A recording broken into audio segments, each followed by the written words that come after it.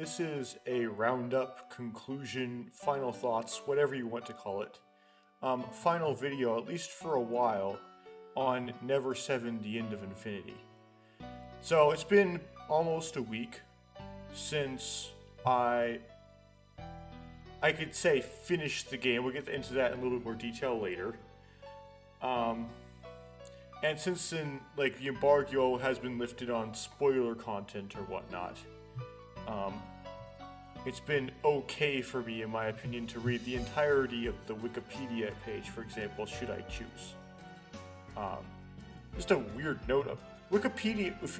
Oftentimes, before you play a game, you need to figure out kind of the details of who developed it, what you're going to experience as far as the game rating is concerned,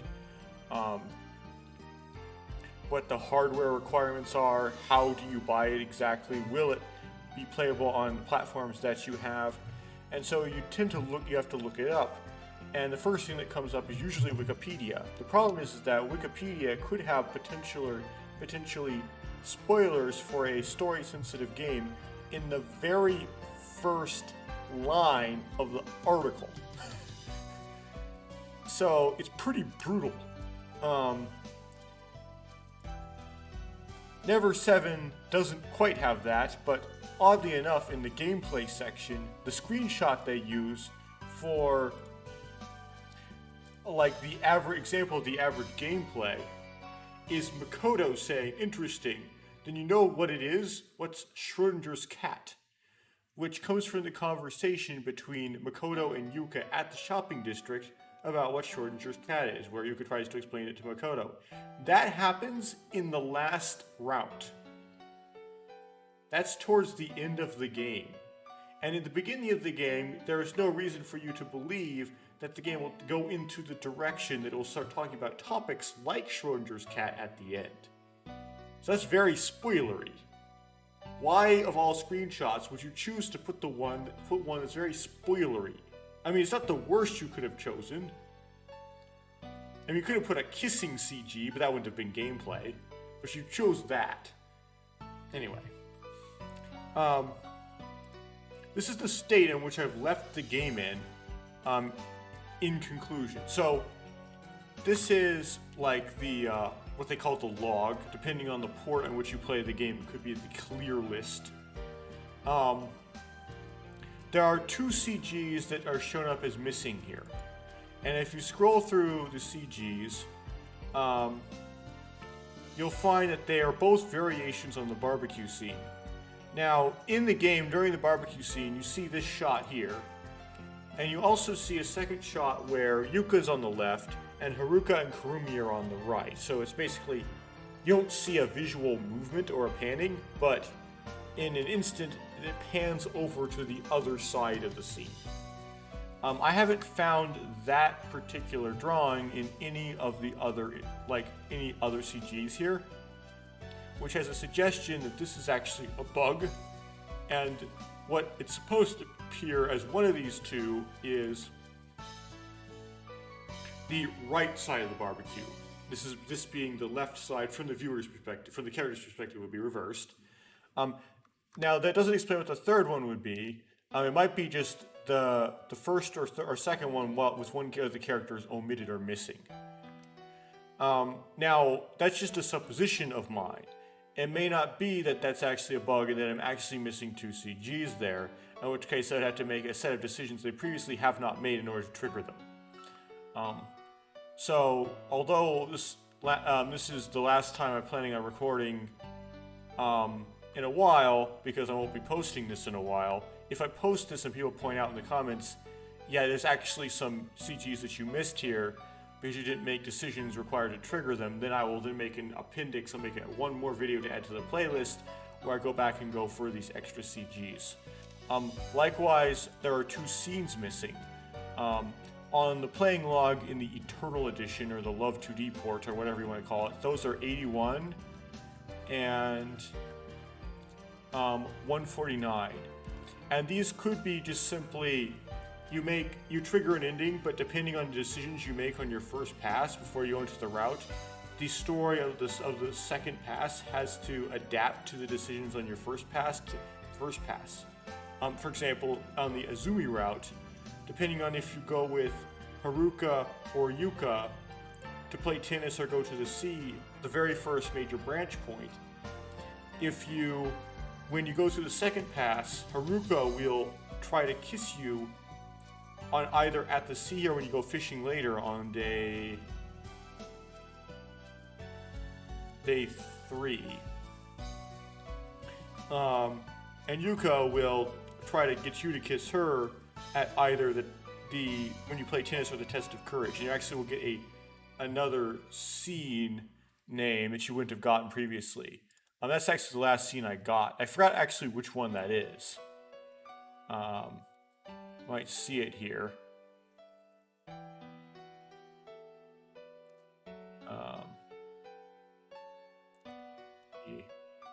It's just kind of a waste of time.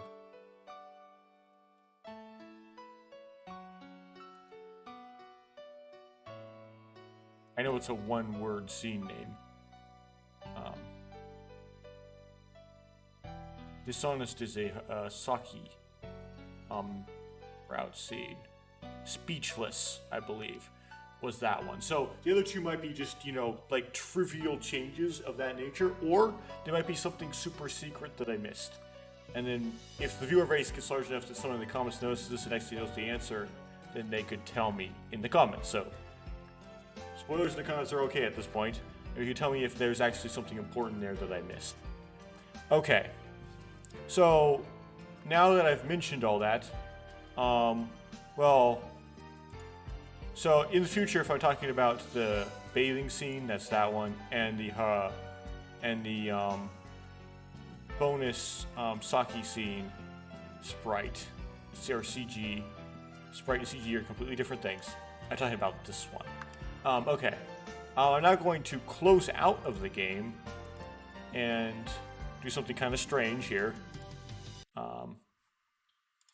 So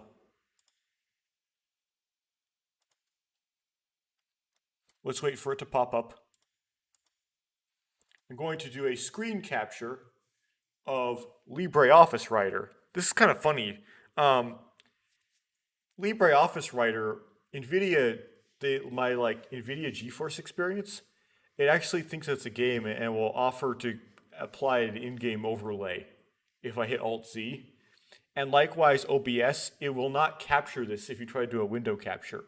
Merely if you do a game capture. So apparently, LibreOffice Writer is a game. So enough of the trivia of LibreOffice Writer. So this is a summary of various mysteries, because this is a mystery game, that are brought up during the game, what the solution to those mysteries are, and then what my guesses as I played the game were as to what the answer to that mystery was whenever I offered that guess, which could have been just before it was revealed or just before it was proposed or sometime in between. So the first category, this might be really hard to read on the screen, the first category of mysteries is main ones. So not pertaining to any specific character, but pertaining to the plot as a whole. The first one is, what is the purpose of the seminar camp?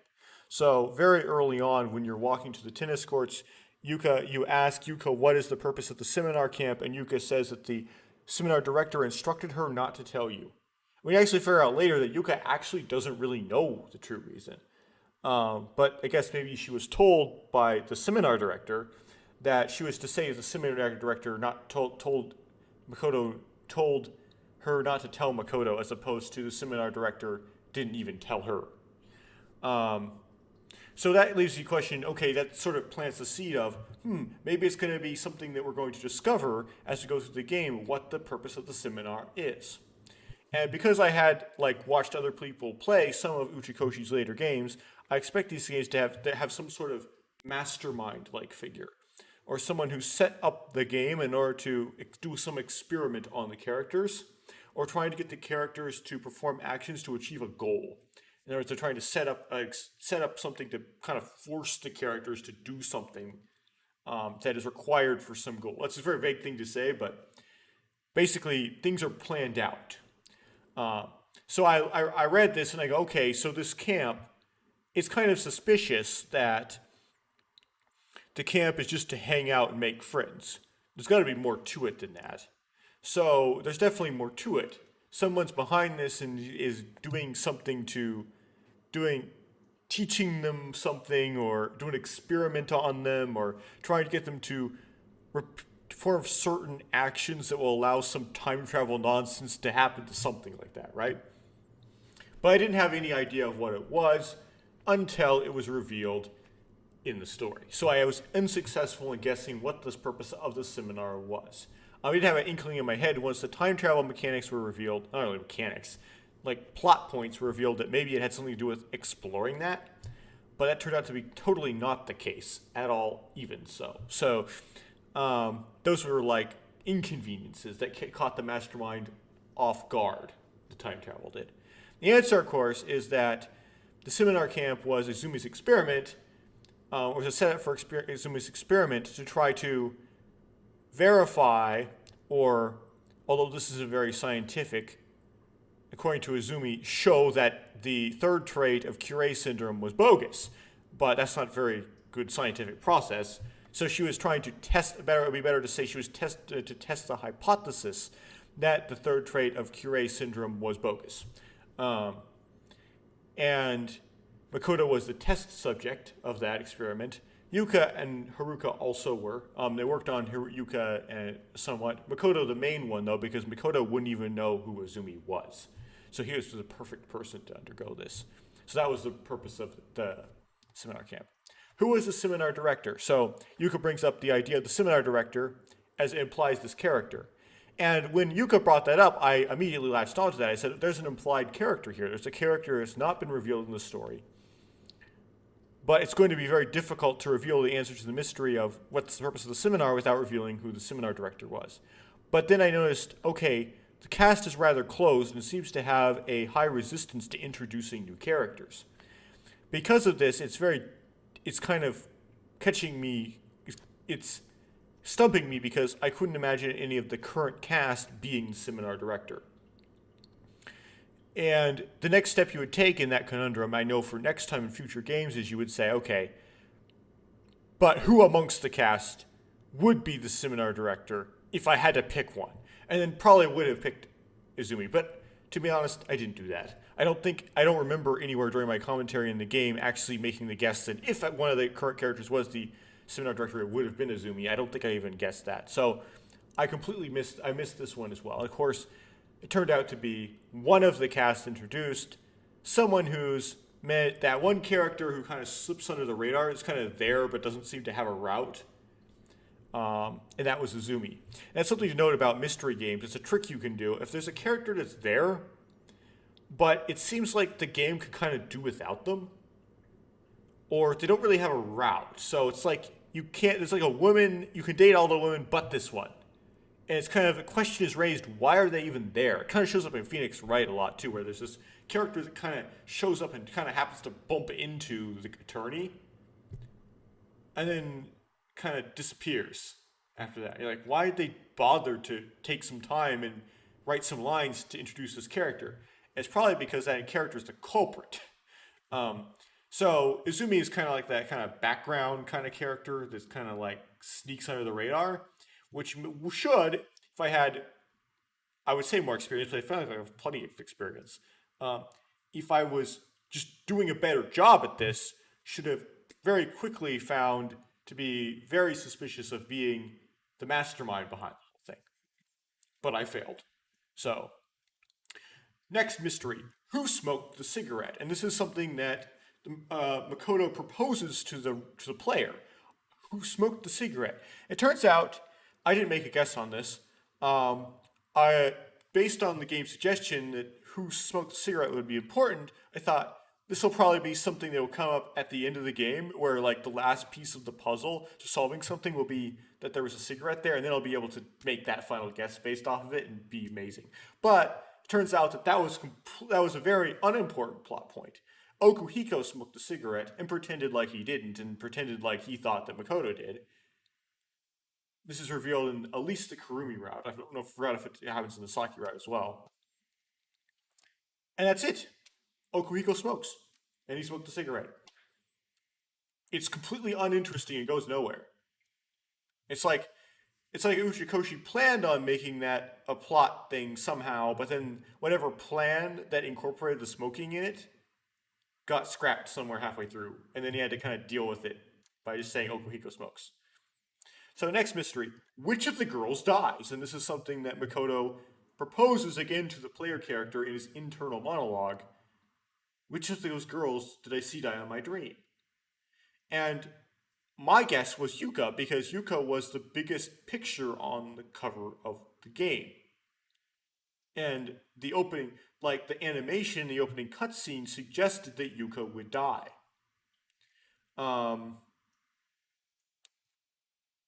And she's the easiest one to make die, but that is the wrong answer. It turns out that it depends on what decisions you make. Basically, it's whichever girl you fall in love with, that girl dies.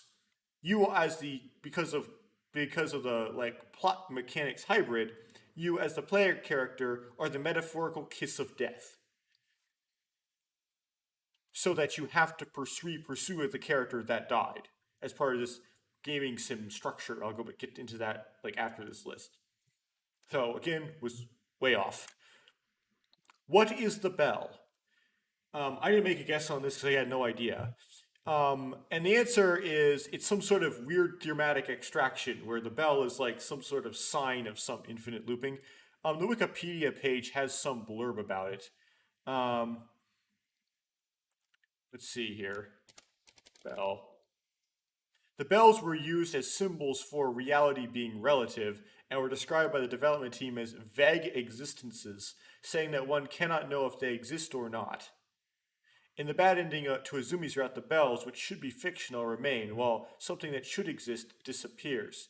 This was a metaphor for the idea that delusions become reality while reality becomes delusion. And it's just a bunch of gobbledygook that to me means nothing. So it clears up nothing. The bells are just supposed to be something vague and ambiguous, and it's supposed to be unclear what they mean. And that's it.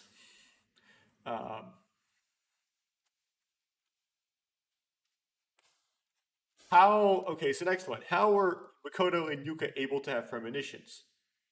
And I had no idea. And so I just had to let the game give me something. And Yuka's theory was because they time traveled. And because they time traveled back to the past, when they time traveled, they retained some vague memories from their previous past, but not their memories in their entirety. And so, because both Yuka, Izumi, and Makoto are the three characters that can retain memories when time traveling, Izumi hides this, but Yuka and Makoto openly show that they have premonitions, although Yuka only to Makoto, whereas Makoto claims this to every character. Why were people spirited away at the Shikinomori shrine? And I had no idea as well. I thought maybe there's a person in there kidnapping people, which would be a lame idea, until Yuka suggested the Shikinomori shrine was a time travel device. And then immediately went, boom, they time traveled. Which, although the game doesn't actually answer this question, that's the heavily implied answer. So basically, I guess right that it was, I got that it was time travel as soon as Yuka said that the thing was the shrine was a time travel device, but by then, Yuka pretty much already revealed the answer, so it doesn't count for anything. Next, what is the third trait of Curé syndrome? And my guess was that do delusions become reality? And the answer was the delusion becomes reality. So I happened to guess that right. So now mystery surrounding the character Yuka. What is the significance of the cuckoo clock? Now, the reason why you think that this is going to be answered at some point is because there's dialogue making a big deal about the cuckoo clock in the early hours of the first day, at the beginning of the game. And I had no idea.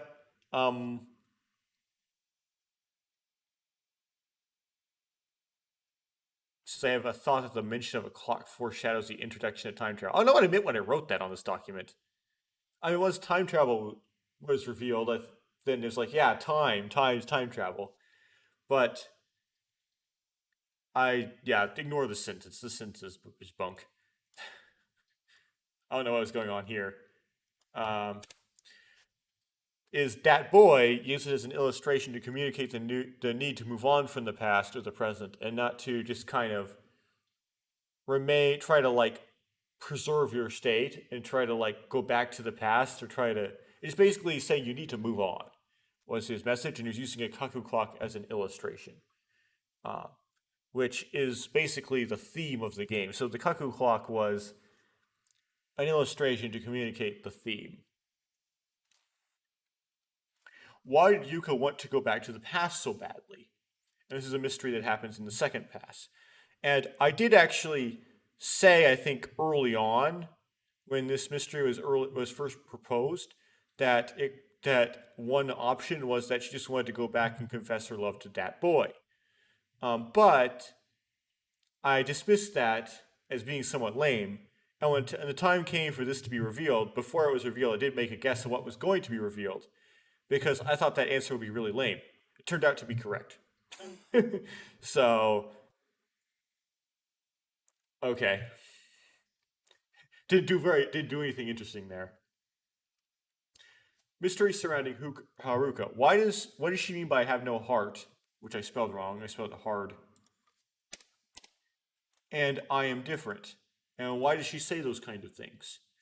And at the time when I first heard her say those kind of things, I spitballed things like maybe she has a terminal disease, or I didn't actually hear the I am different, so that would have got me off that trail. But or maybe she's a robot or something. Um, but it turns out that she was a clone, and it kind of comes out of nowhere, unexpectedly, that she's a clone. There is some hints in that the Marino's sister's parents are experts in genetic engineering. So you would think that genetic engineering would come up somewhere. And if Haruka is a special kind of person and genetic engineering will come up at some point somewhere, you could say that maybe Haruka was genetically engineered somehow. So there is a way to put that together. It's not impossible to guess that Haruka is a clone before it's revealed by Saki. Um, but it would be somewhat difficult to do. I wouldn't expect that a lot of Let's Players would be able to do that. But I believe it is possible. Um, so the answer is she's a clone, and early in her childhood, her parents gave her to adopted parents to raise her because they are worried that having both children in their care would make them suspicious of performing cloning. And it's actually not exactly clear why. I mean, Kurumi would be actually be more suspicious of being the clone because her body was biologically younger. Um, so, but whatever. They just thought the clones would grow up to look the same, and then they'd have to explain, and they would think they would get caught. So, why was Yuka? Why was Haruka hesitant to go into Luna Beach? When you first get to go to Luna Beach, Haruka is very hesitant to go in there, and this is very odd since she's a psychology major, and what's in there is a psychology professor. So she must have had not Haruka, Azumi as a professor probably at some point. But the answer is those were her sisters, and um, and she may not want to meet her sisters in the presence of the other campers. She's afraid what would get revealed in that situation, or she might have some resentment towards her sisters. But from although Izumi did push Haruka into a desk and get injured on the forehead, there's no indication that Haruka still remembers that and that it was Izumi who did that at the time of the game. So, I just thought there was some past. They had some past together, but I did not guess that their past together was as severe as they were. She was literally a clone of Izumi's sister and a clone of Kurumi. Why was Haruka not feeling well in Luna Beach on the first? Because you would think if they went out of their way to write those lines and had that event happen, it would somehow pertain to something in the future. And the answer, it just doesn't. It's not anything. That's there to either that's just an abandoned plot thread that Jikoshi wrote, and then when he finished the game, he forgot to expand on, and then forgot to come and take that stuff out. tell him to go back and take that stuff out, or something like that. Because I thought it was might be Uchikoshi writing like considering cloning related health defects or something, but it's just never expanded on. Why was Haruka worried about Kurumi? And this is when Kurumi didn't want to go to the pool, and she said she had a headache. And the answer probably is just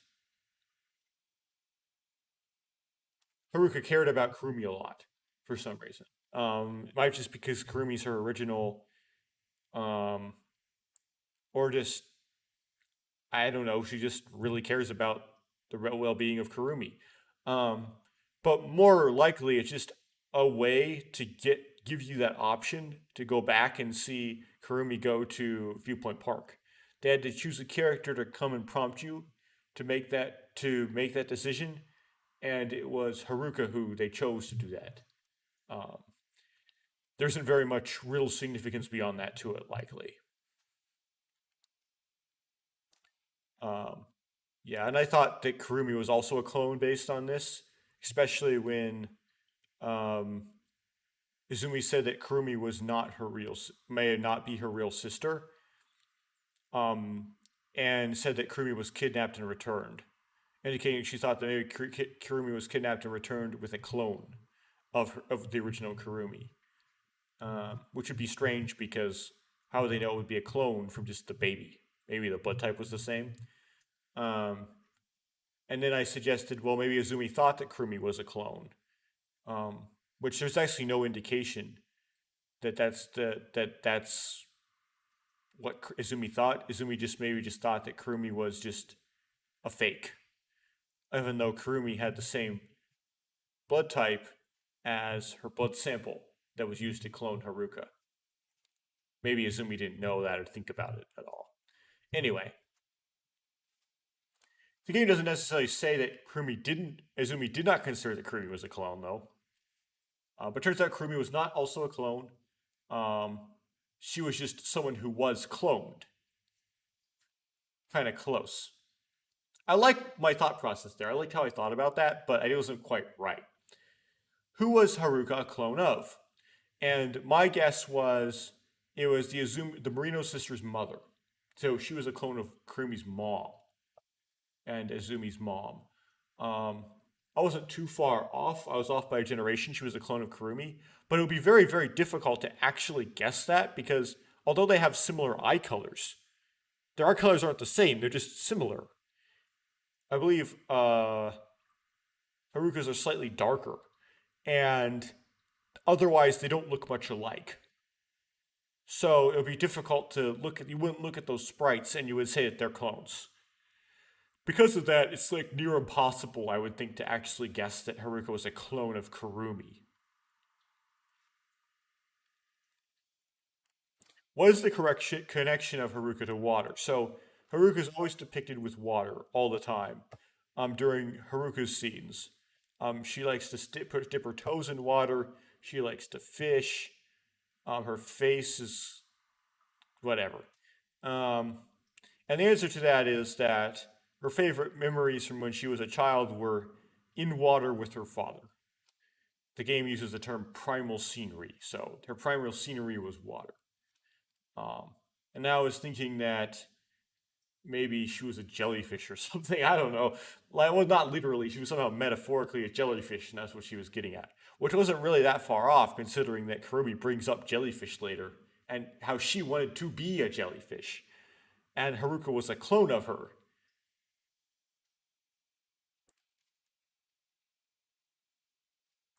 And and then Haruka's also like given analogies that are like jellyfish like. Okay. So now what are some of the mysteries surrounding Kurumi? Why does Izumi not want Kurumi to go to the shrine so vehemently? And it's actually not really clear. This is not actually answered well in the game.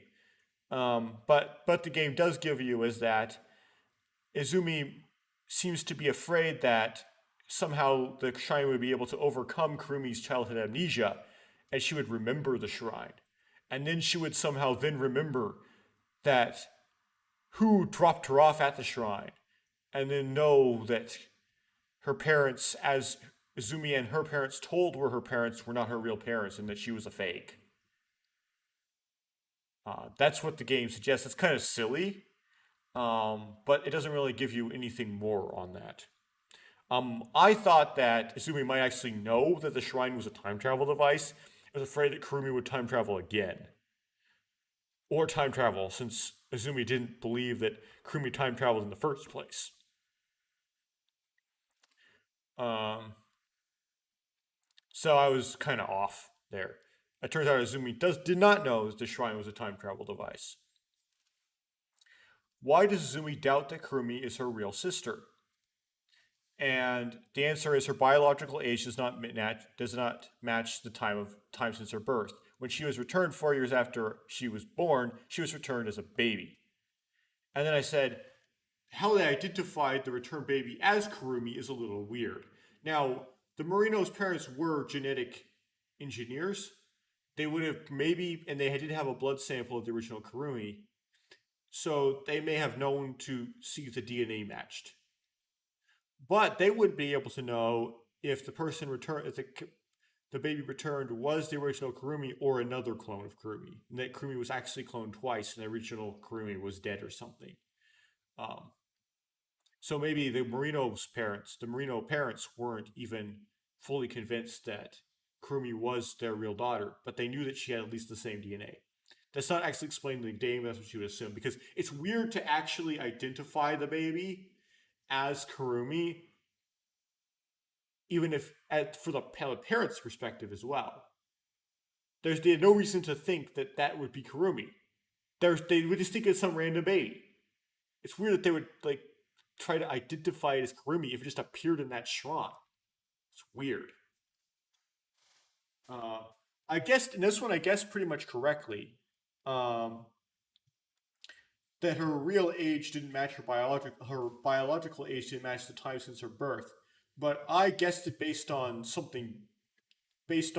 her appearance not matching her biological age, not her biological age not matching like the physical time elapse, um, which is kind of strange. Like maybe he planned on making Kurumi claim that her age was from the time of her birth till when she was making the claim, and that not matching her biological age because she skipped forward in time.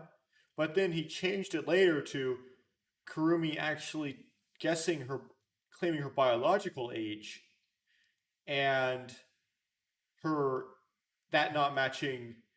Like he changed it, which is not matching essentially. Um, so he started with Kurumi trying to claim like like her age since her birth, and then he changed it to Kurumi trying to actually claiming her biological age, which changed what the inconsistency would be, but didn't go back and fix that line or something where the characters claim that Kurumi looks like a 13-year-old when she's actually 17, or a 14-year-old when she's actually 17.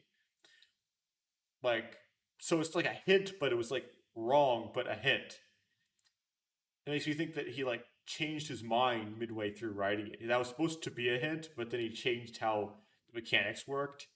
Anyway, so I got it right for the wrong reason, basically. Why did Kurumi not want to go to the pool or the hot spring? I didn't have any idea why. In fact, this is actually not clearly a mystery at first. You have to identify that there is something more to her refusal than just the excuse she gives. Um, which isn't too hard to guess, I guess. So first you have to think that this is actually something you need to figure out.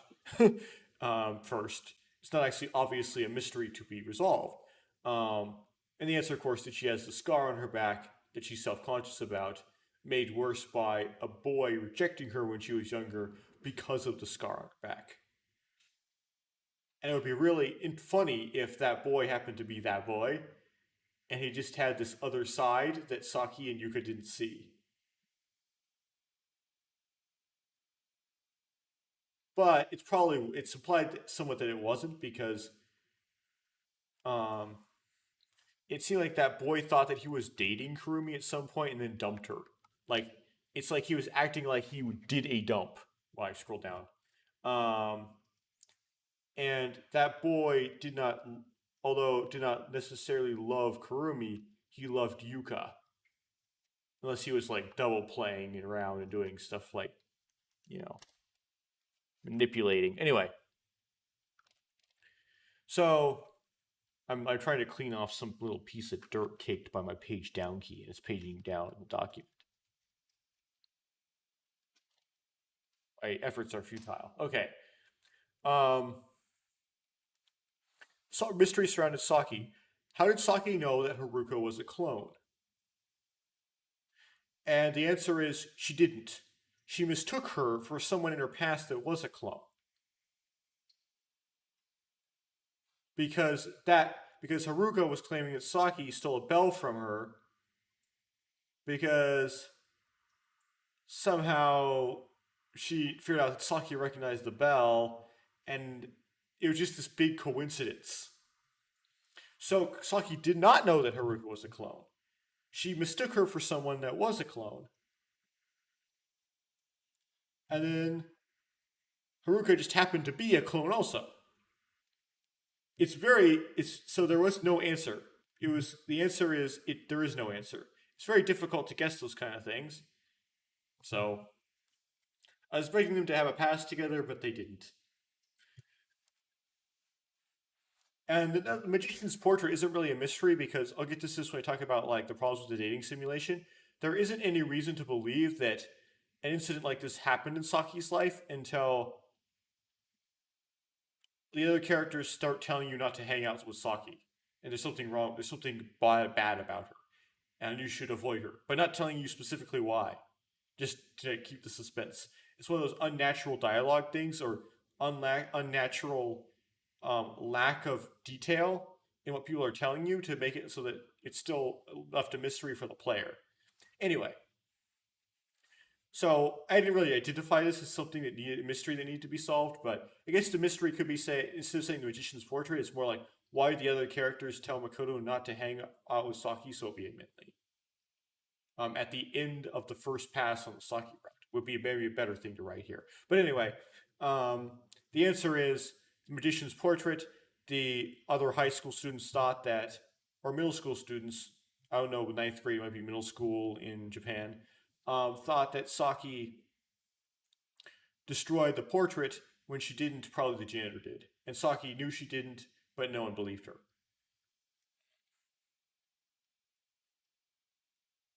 So, mysteries surrounding Izumi. Again, a lot of the mysteries surrounding Izumi, um, I would put as overall mysteries because Izumi is the mastermind. So, mysteries around her or mysteries around the whole game. Why did Izumi respond to the way she did to Makoto's premonitions? Right? Why she would be like, we need to have a long talk about this. And then if you trigger Izumi's route, why she like hugs you, it's like, it'll be okay, it'll be okay. And that's because Izumi is somehow identifying, although she's a little bit weird, it's a little bit weird in Izumi's perspective because Makoto's having correct premonitions even before Izumi carries out her tricks. So it's like a third trait that's coming true retroactively. But she sees that she's done this to Makoto. She's making him believe he has premonitions. And he started to actually being written into reality and feels guilty about it. He's like, it'll be okay. I'll fix this. Don't worry. Right. So she was acting like that because she set this up herself, and she knew it was something she set up herself. She thought she could dissolve it by explaining the answer on the 7th, and she was feeling guilty about setting it up. It's not exactly clear that that's the case when you see those signs. And I thought that Izumi just might have known about the time travel, kind of compounded by how she was so vehement about Kurumi not going to the shrine, and that turned out to be wrong. Izumi did not know about the time travel. That caught her by surprise. Okay, so how well did I do on guessing the answers to the mysteries before the game reveals them? And based on this chart, I would grade myself essentially a failing grade because I failed to guess all but maybe like one of them, and that was, well, did I forget this one in here? Yeah, it's why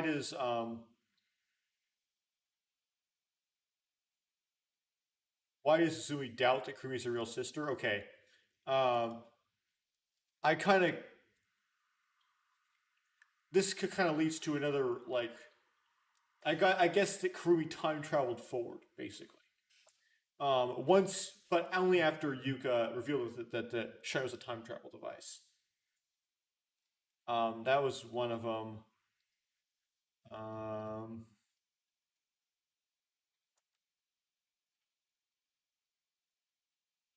and the third trait of Curie syndrome was the delusions are written into reality. So those are the only two I really guessed correctly. And the first one doesn't really count. So I basically failed. I did extremely poorly. So the audience just may not know who Meso is, but he definitely would probably get me one up on this quite a bit. He would definitely do better than me on this particular game. Now I will say, cut myself a little slack and say, talk about this a little bit later. This game was pretty hard to do that with. It was a pretty challenging game.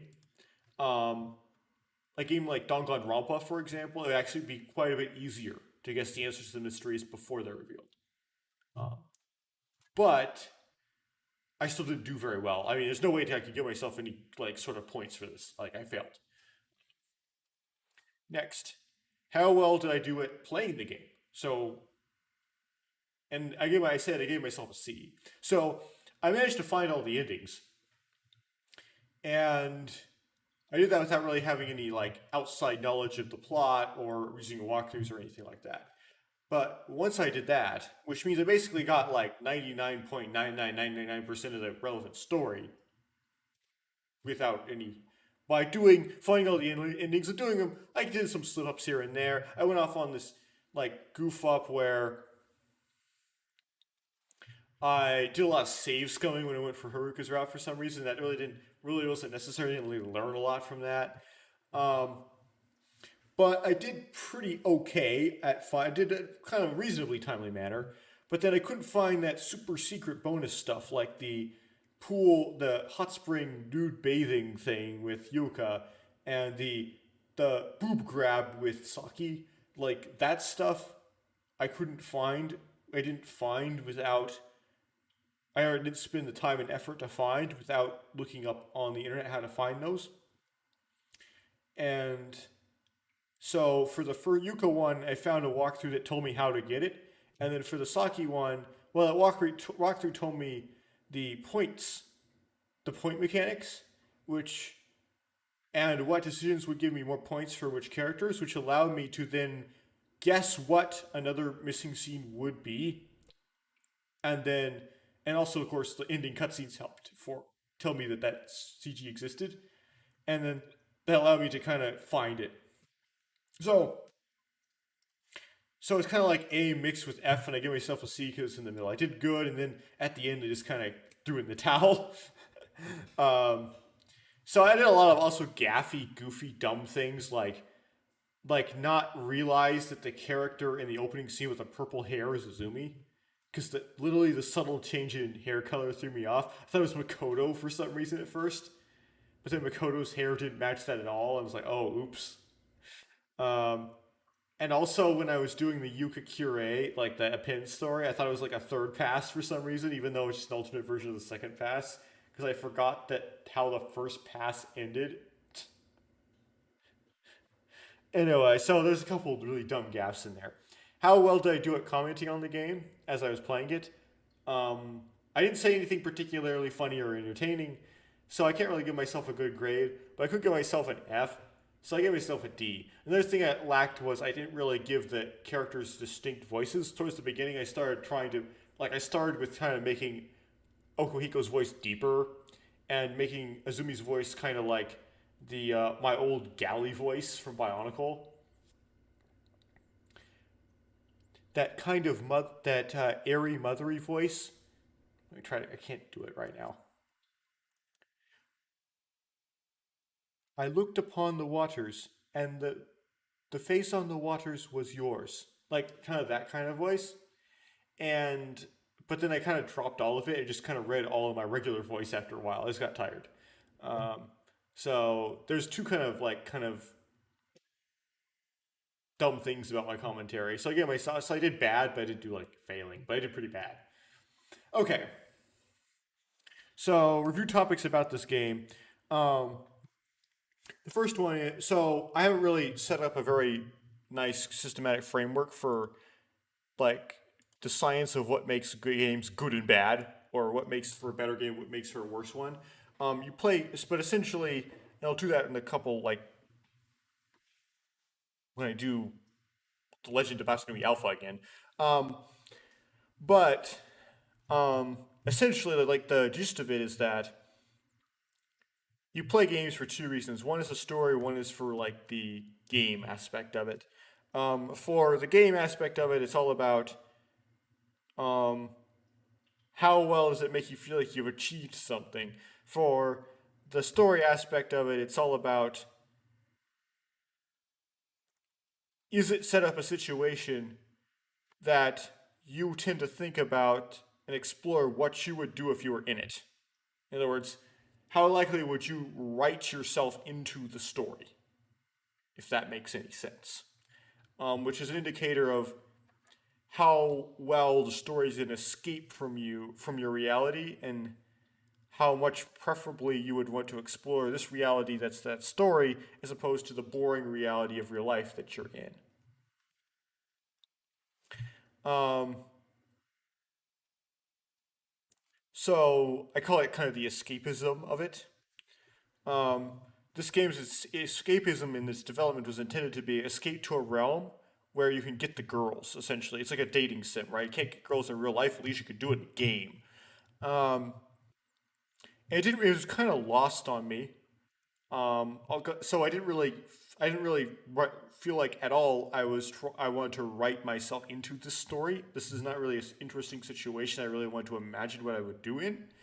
And so honestly, I didn't really like the story that much. Um, and it's really hard to explain why that's the case, although I can give a little bit here and there. It just is not the case. Um, so So I have to say there. I will say that I was kind of addicted, and I kept coming back to the game day in and day out. And the reason why I kept coming back though was just what kind of sucked you in was like anticipation of figuring out the answer to some of these mysteries, like who is the seminar director and why there's a camp and where are the premonitions coming from and all that stuff. And also, um, so we call it, and also just like the challenge of finding all the endings sucks you back in. So the story doesn't really suck me back in, besides what it wasn't telling me, and we wanted to know the answers to those mysteries.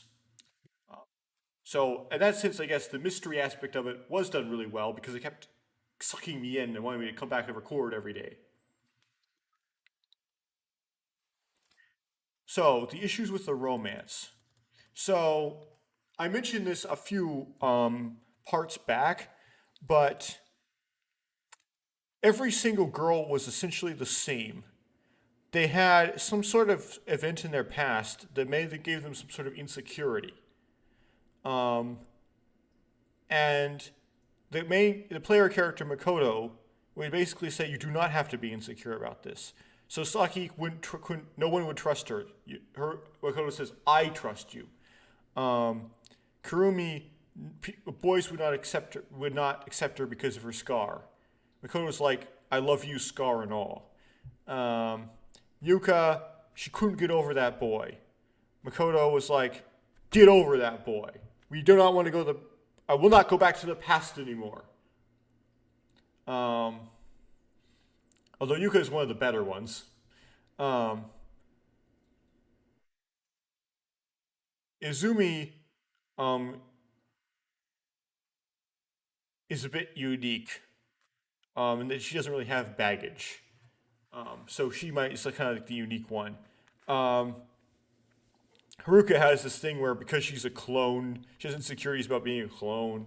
And Makoto, she's like, "You're special, you're not just merely a clone of a replacement for Kurumi, because I, as the player character, decided to choose your route." It was like really dumb. So Haruka's was really dumb.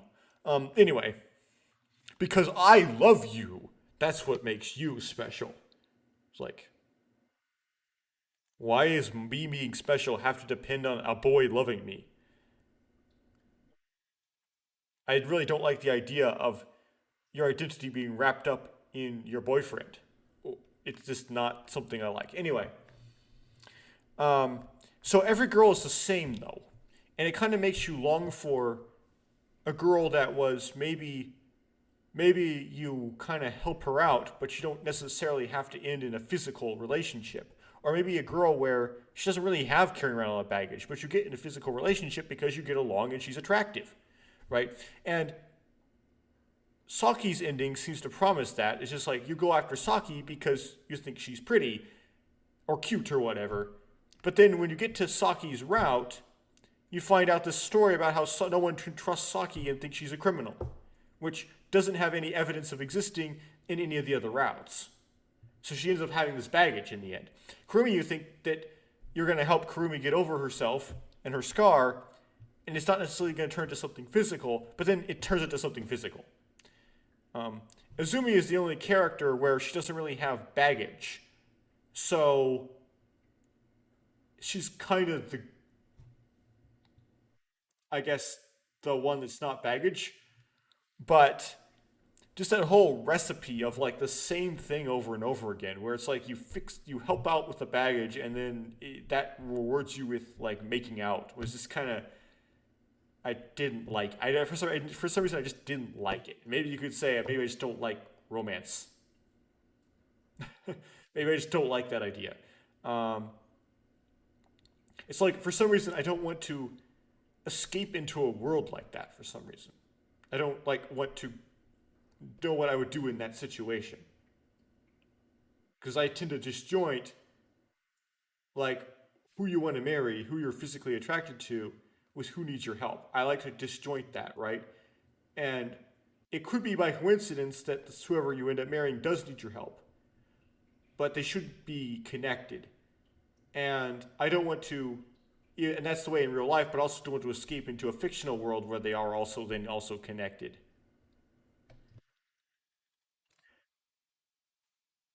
Okay, plot inconsistencies. So I already kind of there's a bunch of little plot inconsistencies that happen in this game. Like for example, in some second passes, Izumi gets a lot of customers on the fifth and makes a lot of money or keeps Makoto very busy. So this happens in the Saki ending. I believe it happens in the Izumi non-cure ending. So the extra kind of cheesy ending, where Izumi's really busy on the fifth. That only happens in those endings. On other endings, the shop is vacant on the fifth, and it also tends to be vacant on the fifth on first pass. So it's like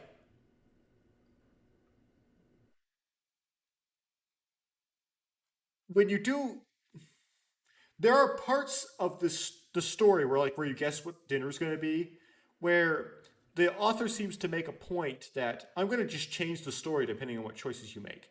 So instead of being a fixed story and you explore it by kind of seeing how it responds to your different choices, I'm actually going to change the story if you make different choices. If you guess that it's going to be curry for dinner, it's going to be curry for dinner. If you guess meat and potato stew, it's going to be meat and potato stew. Like it wasn't planned out. It's just going to change for you. And this is fine. Inconsistent plots are fine, somewhat as long as you do something clever with it or do something that makes the game better for it. Um, but in this case, by like say the shop being busy on the fifth, it would have been more impressive if they had that same thing happen on the fifth on all the routes, but had some way of it affecting the story differently in each route and managed to fit with them, right? I mean, it was Izumi's case. They used it as Izumi was really Makoto were really busy, so Makoto and Izumi don't have an opportunity to talk. And then also there's something for the Steve to steal, and there's something for Saki to be accused of doing in Saki's route. And so it kind of works dual purpose, or like as an earthquake that happens in all the routes always happens, it kind of has a different result and plays into the story differently each route. But it would be more impressive if they managed to incorporate that busy day at the shop or at the cafe in all the routes. But they only added it when it was needed, which makes it sound, it seems, this isn't a very oppressive thing to do. It actually seems kind of lazy. It's like, it seems lazy when you do that. So it's not necessarily wrong to do that, but it was done sometimes in such a way that kind of felt lazy. Um, so yeah, so it's kind of like an example was the whole. Another example is just the Saki route where if you hang out with Saki a lot, the other characters like Okuhiko and Yuka are like, don't hang out with Saki. She's not what she seems. She's a trap. She's a bad person. Okay? They try to steer you away from Saki. Whereas they don't do that. Nor do they act in a way towards Saki that suggests that they would do that if Makoto were to chase after Saki in any of the other routes. Particularly the Izumi Kure route. I mean, not the Izumi Kure, the Yuka Kure, like the pin story. Yuka's attitude towards Saki seems quite a bit different. Even though Yuka and Saki tend to be, I mean, not Yuka and Saki, Makoto and Saki seem to be hitting it off in that route as well. So it's just like, because in that route, you have to deal with Saki's baggage, is then Saki's baggage actually even brought up, and the characters respond to Saki as if she actually had that baggage. So that's some inconsistencies. Now, of course, the game does try to be ambiguous on purpose, like, as the Wikipedia page points out. But there you can kind of tell, okay, this doesn't seem lazy. This sounds like the author didn't know how to end the story, and he didn't really want to. He thought it would be he didn't really like the idea of actually picking a side as to whether or not this is happening in the headspace or into reality. The second pass, the Izumi Kure ending, so he just made alternate endings depending. And you could kind of debate. I'm kind of neutral about that. I kind of like that because it gives me a different ending to explore, and it gives me more content to the game. So having ambiguousness and inconsistency isn't necessarily bad, except when it kind of seems bad, which isn't really saying much. But it sometimes feels clever, and sometimes feels lazy. So sometimes it felt lazy. So sudden reveals, lack of hints. So yeah, sometimes the game just kind of drops something on you. Oh, another one. Plot consistencies. In the Yuka Kure, like the append story, the sample append story they wrote, you kind of forgive it because it's supposed to be like a sample fan fiction. But even though it was written by the team behind Never7, so it wasn't really fan fiction. If you go shopping with Saki, nobody notices the Yuka. No, it's not even. Excuse me, I have to cough. This isn't even the Yuka Kure. It's actually just a plain vanilla Yuka ending. If you go shopping with Saki on your first pass, you have to go shopping with Saki again on your second pass, and it mentions that you talked with Saki about the magician's portrait. Now, you could say that then you heard for the first time about the magician's portrait with Saki at that time, but the magician's portrait is not something you actually hear about unless you're in the Saki route. So why did it end up in the Yuka route then? Right. And why would you have to kind of pry that story out of Saki in the Saki route? So why the Yuka route would she willingly volunteer it?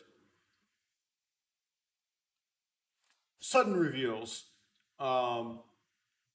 So I mean, you get these things like Haruka's a clone. You get the whole. You get some of these like it just drops you something without Cure syndrome, for example, like that document that Okuhiko had with no real like hints of them beforehand. Some of the things kind of come out. Now, good on this game, even though there isn't a lot of hints, it's not like once you get this is kind of clever because Haruka's a clone. It's really, really hard to guess beforehand that Yuka was a clone, but once you learn it, it makes sense. It's really hard to guess that Cure syndrome is going to be a thing before it gets revealed, but once it's revealed, it kind of makes sense. It's really hard to guess that Izumi's the professor, but once it gets revealed, it makes sense. So, although these things kind of come out of nowhere and like, what? At least when they come out of nowhere, in hindsight, they make sense. It was just, like, I just would feel like there should be a little more hints, you know? Last thing I'm going to talk about the misuse of Schrodinger's cat. So, this is something I said in previous parts, but I'm going to try to make it more clear. An electron moves like a wave. A wave it's just kind of like an undulation. right? Just this motion, wave-like motion. It doesn't necessarily have a clear, like a distinct. It has this momentum, this energy, or this position. Just like a wave of water doesn't have a clearly defined position. Where is the wave? Well, it just kind of spans the span of positions, right? We're used to in our everyday lives operating with these macroscopic objects, which in the limited case of quantum mechanics, when you put all these subatomic particles together and you have them interact with each other to form up a big macroscopic object, these to act like it is as a defined position is there. It's moving this fast, has this momentum, has this mass, has this much energy. But at small scales, these small subatomic particles, everything moves like a wave, but the wave nature of them is more emergent. And so they don't have this. Well, Schrodinger wanted to make fun of this. He's like, how could you say that it has multiple positions or multiple energies at the same time? It doesn't make any sense for something to have multiple energies, positions, or whatever at the same time. But to me, I'm like, why would you care? Because you never see something down at the scale of an electron before. Why would you believe that it had to behave the same as what you see at microscopic scales? But he was trying to make fun of quantum mechanics that way. And so he's like, you can't say that something has two energies at the same time. That's like saying a cat is dead and alive at the same time. Right? It's either dead or alive. How could it be both dead and alive at the same time? That's basically what you're saying. But a cat, the answer to that is a cat's a cat. An electron's an electron. They're a lot different from each other. You can't make them analogous, right? Cat is a big microscopic object, which is a complex interaction of many subatomic particles, not one singular subatomic particle. But quantum mechanics works like how if you were to make a system, like an apparatus where a reading on a macroscopic instrument were to be dependent on, say, the energy of an electron, which is in a state which doesn't have a defined energy, the energy that you read out is random. So, and that energy, and that is the probability mass function is the magnitude squared of the different weights of the different energy eigenstates you would need to add together to form its wave function. Or its position, the probability distribution is the magnitude squared of the wave function. And its position will be random. This game is using Schrodinger's cat as an analogy for the game outcome is different depending on your choices. Or it has two outcomes at the same time, but because it's a game and it's deterministic because it's made of computer code, there's nothing really random about it. You can actually make RNG. There's no RNG in this game. It's not random. And so there's nothing, it's just fundamentally unlike quantum mechanics. And because Schrodinger's cat, I guess, sounds cool to Uchikoshi, he has a tendency to bring this up when it comes to ambiguous results in games. There's one of his best games he wrote, actually, also brings up the topic of Schrodinger's cat, and then in that game there's a container that could contain one of two things, depending on what route you're on, essentially. And it kind of is two things at the same time because it's like the trunk of the route divide. But which one it converges to is not random. It depends on the choices you make. And the same thing here. What it converges to is not random. It's whatever you wanted it to. So the lack of understanding that the position, energy, or momentum you measure through apparatus of a subatomic particle is random. What was I going with the sentence? Anyway, it's bad, okay? It's not good. It's depicting not good understanding of... I'm being kind of silly about this and kind of having a pet peeve, but good conceptual understanding of quantum mechanics is important, and I don't want science fiction to ruin that for you. The position, what you measure is random. It's not what you want to measure. It's pure random. Uh, and in order to make a analogy to Schrodinger's cat, which would be to make an analogy to states of systems, you have to. It has to be, in order for it to be a good analogy, in my opinion, it needs to be something random, and this just wasn't random. This is fundamentally a bad analogy in that way. And not all these game writers are scientists. Um, Ochikoshi's games likes to bring up a lot of the philosophy of physics type things. And as I have heard from a professor of uh,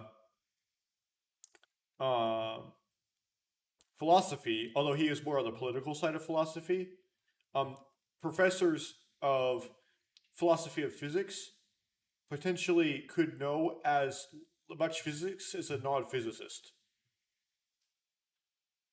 So philosophy of physics is kind of a BS subject. Um, just pointing that out.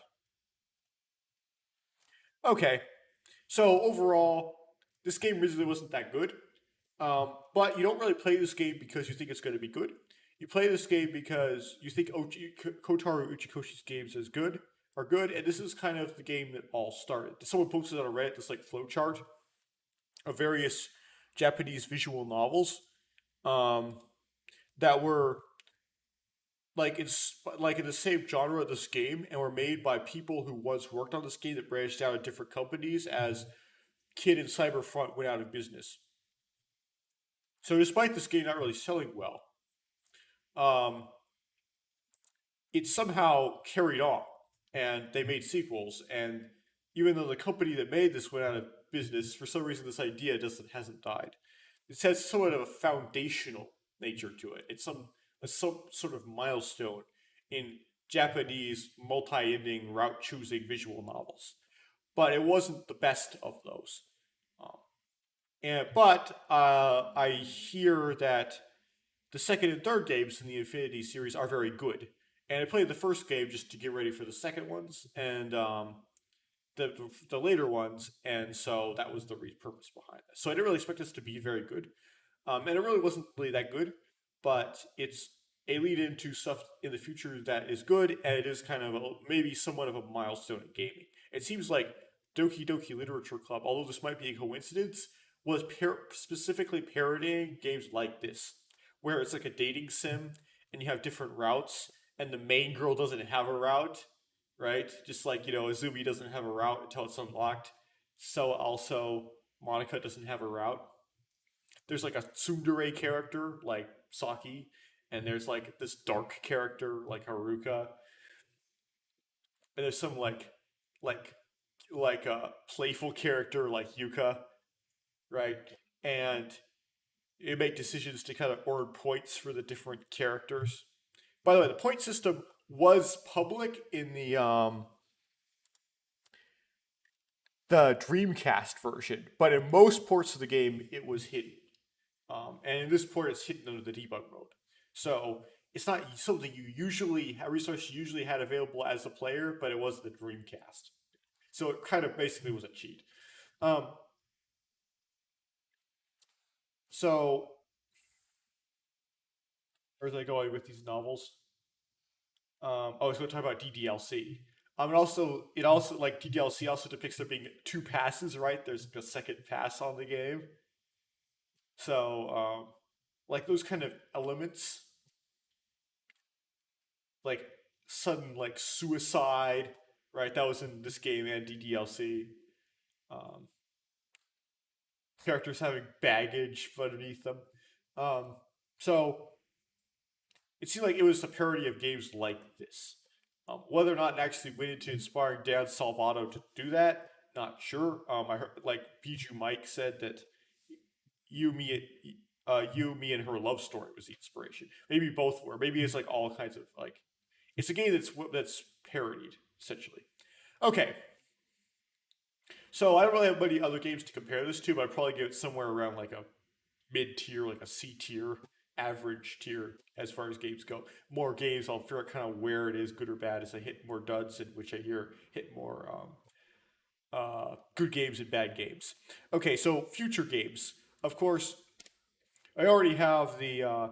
So the second game, Never 17 is actually the seventh game. Remember, second game. Remember 11 is the third game.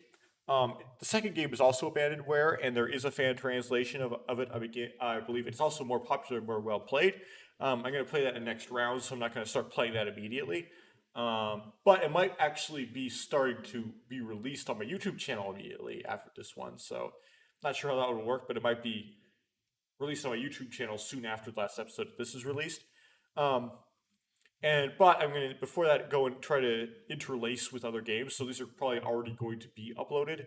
That would be whatever is completed so far of Your Turn to Die. I know that game's unfinished, and I just found out a couple days ago that it was unfinished. But I've already kind of got it in my head too much. I'm somewhat apprehensive about Let's playing an unfinished game. And I also bought Control. I'm gonna hold off on playing Control until after I do Your Turn to Die because at 1080p with an RTX 3060 with the ray tracing on, it seems like looking at benchmarks, I'm only going to be able to get about 70 FPS. I don't know if that's gonna come across on recording. Oh, of course, I only record at 60 FPS, but I don't know if I don't get a nice multiple times the frame rate of the recording in the game, how that affects the recording quality. Whether or not the frames in the recording are interpolations between numbering time frames of the game and whatever nonsense. Anyway, so I might get a hardware upgrade, so I'm going to put it off a little bit, but I bought the game. Anyway, so as far as Japanese visual novels are concerned, beyond Remember 11, there's what they call it a spin-off called 12 Riven, the Psi Criminal of Integral, which is the most pseudo philosophy of physics, not real sciencey title I could imagine. But no one has translated that game into English, and I don't know any Japanese essentially. I know kawaii, waifu, who's bondo, nani.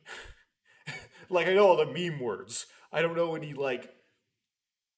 serious Japanese, so I wouldn't be able to read it.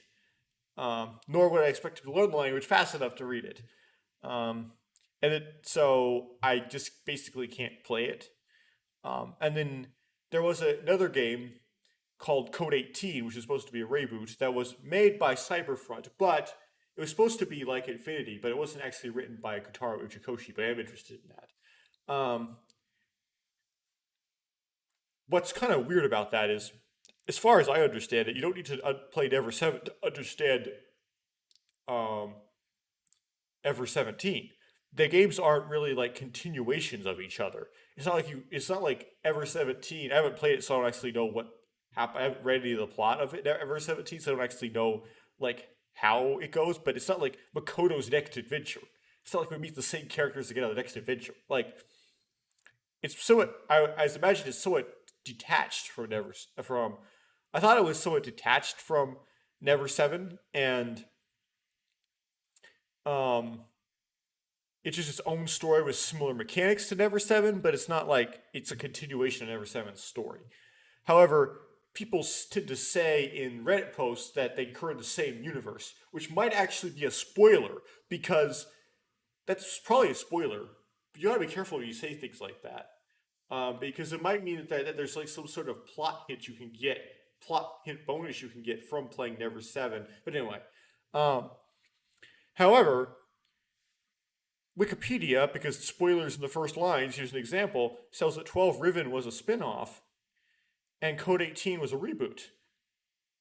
But what would Code 18 be a reboot in contrast to? The opposite of reboot is continuation. And I didn't think Ever 17 or Remember 11 were continuations. I would think those would be reboots too. So why would Code 18 be a reboot? So Never 17 and Remember 11, I would think, are somewhat detached from Never 7, but there's something about them that connects them to Never 7. And I'll end up learning this when I play it, hopefully, that makes it such that a different game could be a reboot in contrast to them. There's room for a rebootness. Okay. But unfortunately, I'm not going to be able to do 12 Riven because it doesn't have an English translation. Um, Zero Escape, I already know everything that happens to the plot of those. The only way I could do those is if I had some tag along person.